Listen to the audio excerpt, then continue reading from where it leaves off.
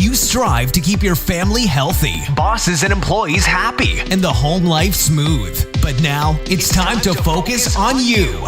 This is High Energy Girl, a fun show focused on helping you get healthier and feel amazing. It's time to ditch the excuses and start living your best life. Here's your guide to help you increase your energy and empower your life. Health coach and personal trainer, Tracee Gluhite. If there is a way that you could literally turn back the hands of time, have a better mood, more energy, libido, greater muscle tone, improved memory, healthier hair, skin, nails, I know I want healthier skin, lose the chicken neck, better joint flexibility and mobility, some fat loss, especially around the midsection, increased strength and bone density without having to swallow a bunch of pills. If there was a way that you could have all these benefits, would you want to know about it? Well, the answer is here. We have the only FDA-registered transdermal, over-the-counter human growth hormone product. To check out some juicy details, head on over to highenergygel.com. And don't forget to join our Facebook group, High Energy Girls. That way we can be in contact and chat every day. Hey everyone, welcome to another episode of High Energy Girl. This show has been on hiatus for a couple months just due to a crazy schedule in my life with work and with studying a new therapy called BioEnergetics. I am super excited to share that with you, but I also wanted to kind of step back and tell you a little bit about myself. So for those that don't know me, I am a health coach and personal trainer. I have been studying nutrition since 2007, became a certified health coach in 2011, and have been in fitness pretty much all my life. One of my passions is on helping women to actually age stronger. We are all going to grow older in years, but the difference between strength and weakness, between decay and life, is a huge thing. And instead of taking all these crazy medications to alleviate symptoms of disease, let's get down to the root cause and avoid those toxic medications in a holistic approach to natural health. This can be food, fitness, bioenergetics, opening up those energy pathways, self-care, meditation, mindfulness, and so much more. One of the things that makes me crazy is I found out that a good friend of mine is on medication for high blood pressure, cholesterol, and thyroid. And I said, hey, I know that I can help you with those. And she's like, no, it's okay, I'm fine. And I'm just like, really, you're going to take all those meds with all of these horrible side effects and be fine with it? No way. But of course, because she's a good friend, I didn't push. I don't want to completely, abandon our relationship. But those are the types of things that we can change. We don't have to put toxic meds in our body. We just need to get down to the very basic level of what is creating these ailments in the first place. And that is the type of topics we are going to be talking about in the upcoming episodes throughout the rest of the year. Now, I also have been a chronic dieter in the past where I've been on every single diet, just always trying to lose weight, gain it back, and just been a chronic yo-yo dieter. If I look at my genetics and my history, it's, both of my parents have been overweight pretty much their whole lives and also have been on every diet. And so I kind of joined forces with them and did the same thing.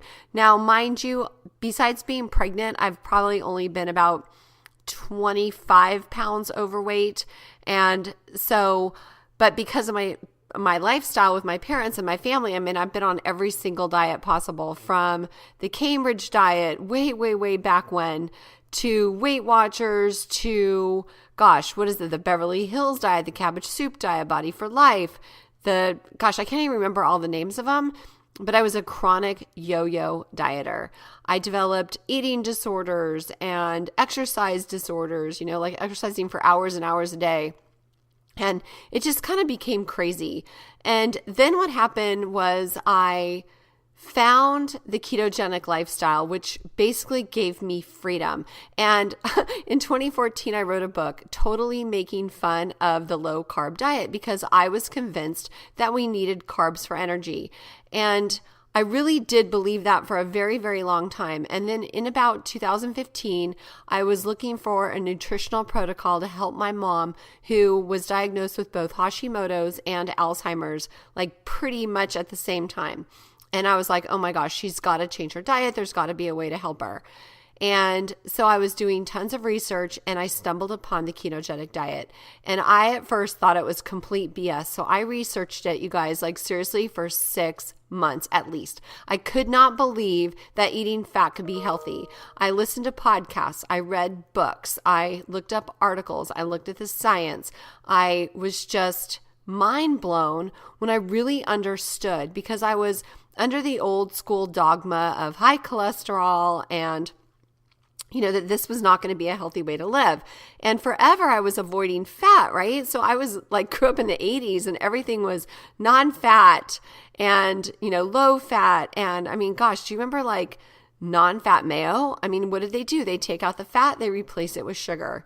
And it was actually pretty disgusting. But that's what I was afraid of. I was always afraid of fat. And it's like, you can have a bagel, but you can't have cream cheese. You can have a potato, but you can't have butter. And I remember like one of my favorite foods when I was like in college was baked potatoes with ketchup and non-fat cottage cheese. Looking back, it sounds pretty crazy. It actually tasted pretty good. Or I would do potatoes with a can of tuna and just like some of the, that rice wine vinegar. But I was always afraid of the fat. And so therefore I was always hungry. And so back, I can't remember how many years ago, but I did Weight Watchers and I had quite a bit of success in counting the points. But I felt like I was always eating because I was always going with, like all these small little meals with no fat. So they were high carb, high fiber, and that way they were very little points. And I remember doing like really low cal English muffins with Boca burgers on them, and also eating like non-fat beans, non-fat tortillas, non-fat cheese, and making burritos. And anyways, once I stopped counting points, the weight all piled back on. But then I found keto and I realized that what I was doing by eating all this fat, after all the research, okay, so I really understood what I was doing, is that cholesterol is not our enemy. Our body needs cholesterol. And if we are not eating it, our body will make it. And so I started allowing myself to eat the whole egg instead of just the egg white, right? Because God made an egg. He made it as one whole perfect food. And here we are eating egg whites. And so I started eating whole eggs. I started eating grass-fed ground beef instead of, the ground turkey breast or ground chicken breast that had like hardly no fat and no flavor. Now, honestly, I have a really hard time eating poultry. And I started just changing the way I looked at food, and I started needing less of it, meaning that I was being more mindful to my hunger cues and really trying to pay attention to, was I eating because I felt like it was time to eat, or was I eating because my body really needed it?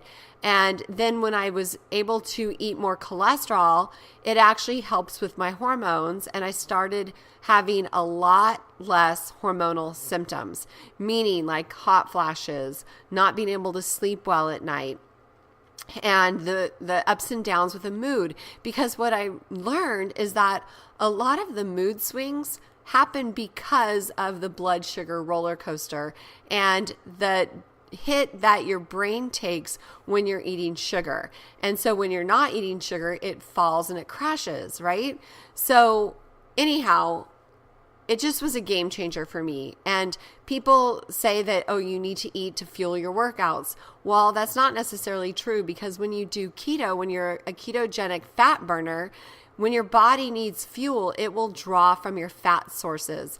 Versus when I used to run half marathons and I would bonk, that means like you run out of glucose and so your body needs energy. What it will do is it will convert protein to energy, like your muscle. It will convert your muscle to glucose.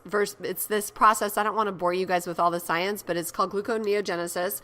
And if you're a glucose burner, your body will pull from your muscle. However, if you are primarily a ketone burner, when your body needs fuel, it will pull from your stored body fat. Now, what would you rather lose, your muscle or your stored fat? I'm going to guess that you want to lose your stored fat. So for me, like getting past all the nutritional dogma was pretty hard. It was really easy for me to eat more protein and have less carbs, but it was hard for me to add more fat. But I'm telling you that now that I know what I know, the fat is the game changer. The fat is the healing, okay? You don't need high fat to lose weight per se. It's helpful though because it actually makes you, what is the word I'm looking for? It satisfies your hunger. It makes you fuller longer, but you don't need a high fat ketogenic diet for weight loss. But to heal your body, you do. And so that is one thing that's kind of hard to understand and to add. Still, even today, it is really hard for me, but I do try to do it. So in the morning, I don't eat breakfast. Most days, I'd say 90% of the time, I don't ever eat breakfast. I don't usually eat until lunchtime, but I do put coconut oil or MCT oil in my coffee and my tea. It actually makes it taste really good and it boosts my energy. So in the morning, for those of you who know me, I work out pretty darn hard and I always go fasted just with a little bit of MCT oil in my coffee. Usually I put a teaspoon of MCT and I try not to eat dairy. I go back and forth because I absolutely love goat cheese. And so I'm not always perfect with that, but I try really hard to not eat dairy. So I don't put any heavy cream or butter in my coffee. And those are things that a lot of people do. I do think that a lot of people have dairy sensitivities and don't realize it, but that's a really good way to actually initiate yourself into the keto lifestyle. And you don't want to do too much. I find that a lot of people say, oh, good, I love this, I can do more. But if you have too much fat in your morning coffee, it will definitely break your fast. And I do believe that's not what you really want to do. You want to stay in a fasted state. And then be mindful of your hunger. So are you hungry at 9 o'clock, 10 o'clock? Listen to your body and keep stretching it. If you think you're hungry, try to have a little bit of water, fluid. I always say drink a lot of water, but try drinking before eating to see if it's actually real hunger or if you were just thirsty. Because oftentimes our body's mistaken or our mind's mistaken hunger for actual thirst. So that's a really good way to do it. And if you're brand new to this lifestyle, on my blog on highenergygirl.com, at the very top it says Keto Calculator. You can go on that and calculate your macros. And macros are protein, fat, and carbohydrates in grams. Okay, so that's kind of how we measure all that. And so you can go to the blog and calculate your body's macros because they're different for everyone. And when it says how many carbs do you want to have, I would say stick with about 25 when you're just getting started. And so there's a question that comes up often. It's what are total carbs versus what are net carbs? Now, total carbs are the actual carb amounts in the food. And net carbs are subtracting the fiber. Now, it's funny because in Europe, they actually only have net carbs on the food, right? So they don't even talk about total carbs because the fiber grams are non-digestible. So the point is rather moot. Wait, moot. Did I say that right? But there's certain foods that some of us call frankenfoods, okay? So certain foods that are super duper duper high fiber, so it makes up for the low carb amount. So say like a Quest bar, and I'm not slamming Quest bars because they really work well for a lot of people. So say a Quest bar has, okay, I'm going to get this totally wrong because I don't eat them because they're dairy, but say if it says that it has 20 carbs but 15 grams of fiber, then the net carbs is only 5, which is fairly low. But I prefer to get my carbs from leafy vegetables or any type of a vegetable. Like I love Brussels sprouts, broccoli. Right now I love broccoli sprouts. Those are amazing. But I like to get my carbs from vegetables and a little bit of nuts. I don't do a lot of nuts because I tend to overdo on nuts or on coconut yogurt. That's really good because there's carbs in that. But let's face it, I love wine. So I only drink French wine most of the time or Italian wine. But I save my carbs for wine as well. So you have to find what works for you and what works for your body. But there is a lot of resources out there. I try to provide a lot of resources out there on my blog and on my YouTube channel. I have lots of videos there about keto, but I also feel like everybody's keto needs to be a little different. So if you have a therapeutic reason for going with this diet, then you want to have more fat. Okay. So if you have a really serious health condition such as cancer, PCOS, Alzheimer's, epilepsy, you're going to want to do like a 2-to-1 or 3-to-1 ratio, meaning if you eat 50 grams of protein a day, then you want 100 to 150 grams of fat a day, depending. Okay. So that's all on an individual basis. Also depending on your workouts, depending on how much muscle mass you have on your body. And all of that is on my calculator. Okay. So, but what I'm really, really most excited about right now is I am pretty excited about the bioenergetics, because medical doctors look at the biology and the chemistry of your body. But Eastern medicine, like say Chinese medicine, it looks at your field, your energetic field. And that's like things like acupuncture, acupressure. And it also if you think about this, so with bioenergetics, it combines the Eastern medicine philosophy with physics. Now, I'm really new at this, and I have not completed my training 100%, but I still am working with clients, and it is just mind-boggling how we can help people. So if you want more information on the bioenergetics, which I'm super excited about, you can head on over to my blog, highenergygirl.com/bioenergetics with an X. Okay. And there's lots of videos there and lots of resources. And I will be talking about that in upcoming episodes. But I just want you guys to know what I've been up to and why this show has been silent. And now we're back. Okay. I'm going to have lots of guests on the show with different nuggets that you can chew on every day. Pardon the pun. But things that you can do to create a healthier body. And one of the things that I'm going to say today, since this is Thanksgiving week, the show's going live on Thanksgiving week, is gratitude. So I'm going to challenge you to write down 3 things every night before you go to bed that you were thankful for that day. And let's see how long you can keep that going. Because one thing I've learned, it is impossible to have depression and gratitude at the same time. And 2, we are so blessed to have such fortunate things. Like right now in California, there is a massive fire going on that is several hours away from me, but the smoke here is horrible. Like we are on, stay inside, keep your animals inside, don't go outside and exercise. It's pretty bad here. But I find myself, like if I ever find like I'm complaining about that, I have to catch myself and go, oh my gosh, like I am so fortunate that I still have my home, or I still have my life, or the people around me. There's been so many people killed, so many homes lost, destroyed by the fire. It is really, really sad. So everything that we're experiencing, there's something that's worse happening. So we want to focus on what we're thankful for, not what we're like despairing over. Okay. Because one thing I'm learning in my bioenergetics training, which I pretty much knew because I've been following this kind of stuff for a long, long time, is your body doesn't know the difference between imagination and reality, okay?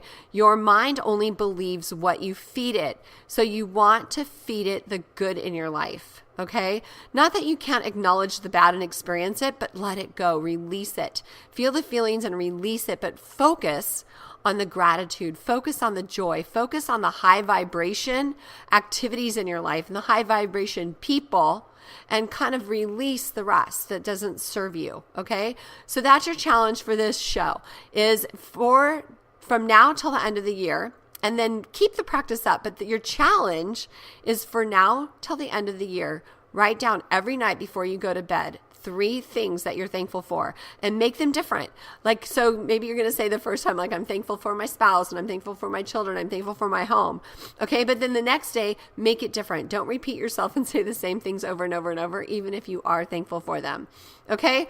So that is it for today. I have lots of recordings, lots of special guests that are coming down the pipeline. We will post a new show every single week through the end of the year. And please join my Facebook group. It's called High Energy Girls for for women in the hot years.